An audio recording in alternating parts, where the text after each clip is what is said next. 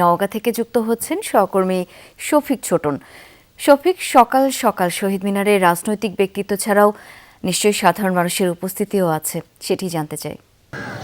শাওন ঠিকই বলেছিলেন, ঠিক ভোর থেকেই কিন্তু বিভিন্ন প্রতিষ্ঠান থেকে বিভিন্ন মানুষ, অর্থাৎ সব শ্রেণী পেশার মানুষ, তারা প্রভাত ফেরি করে এখানে জড়ো হচ্ছেন এবং একে একে বেদিতে ফুল দিয়ে শ্রদ্ধা নিবেদন করছেন। বিজলি কেবলসের স্কিন কোটেড ইনসুলেশন আগুন প্রতিরোধী। বিজলি কেবলস, নিরাপদ আজীবন।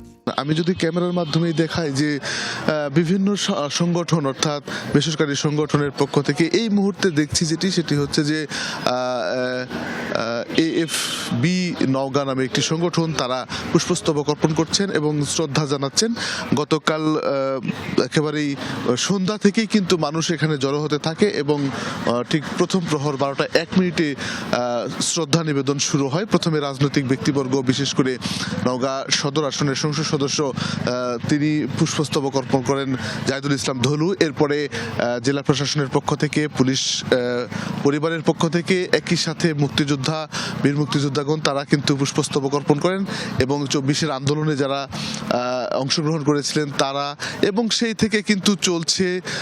ঠিক এখন প্রভাত ফেরি শেষে বিভিন্ন শিক্ষা প্রতিষ্ঠানের শিক্ষার্থীরা আসছেন, শিক্ষকরা আসছেন, নানা শ্রেণী পেশার মানুষ তারা ফুল নিয়ে এই বেদিতে শ্রদ্ধা জানাচ্ছেন, ভাষা শহীদদের প্রতি গভীর শ্রদ্ধা জানাচ্ছেন এবং তাদেরকে স্মরণ করছেন। আমরা কিছুক্ষণ আগে দেখেছি নওগাঁর যারা ভাষা সৈনিক ছিলেন তাদের পরিবারের সদস্যরা কিন্তু এখানে এসেছেন এবং তারা এই শহীদ মিনারে, নওগাঁর কেন্দ্রীয় শহীদ মিনার মুক্তির মোড়, এখানে এসে তারা শ্রদ্ধা নিবেদন করেছেন।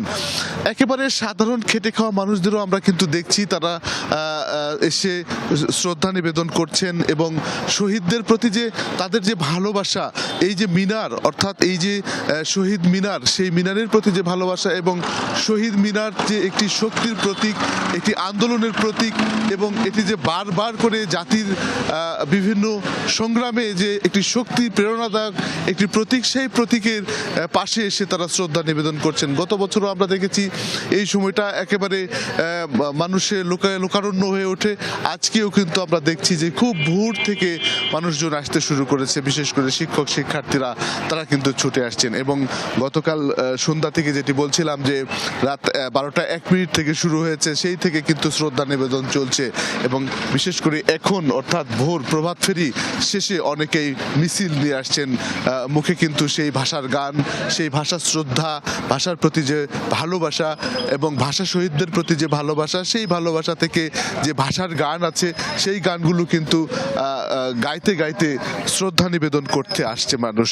এবং আমরা এখন দেখছি যে বিভিন্ন দিক থেকে, আসলে শহরের চারিপাশ থেকে কিন্তু মানুষজন শ্রদ্ধা নিবেদন করতে আসছে। এটি চলবে, উন্মুক্ত থাকবে। এবং আরেকটি বিষয় বলে রাখি শাওন, সেটি হচ্ছে এই শ্রদ্ধা নিবেদনকে ঘিরে কিন্তু শহীদ মিনার এলাকায় বেশ একটা শোরগোল পড়ে গেছে এবং আইন শৃঙ্খলা বাহিনীর সদস্যরাও কিন্তু মোতায়েন আছে যাতে করে কোনো বিশৃঙ্খল কোনো ঘটনা না ঘটে, সেদিকে খেয়াল রাখা হচ্ছে। শাওন, অনেক ধন্যবাদ শফিক ছোটন।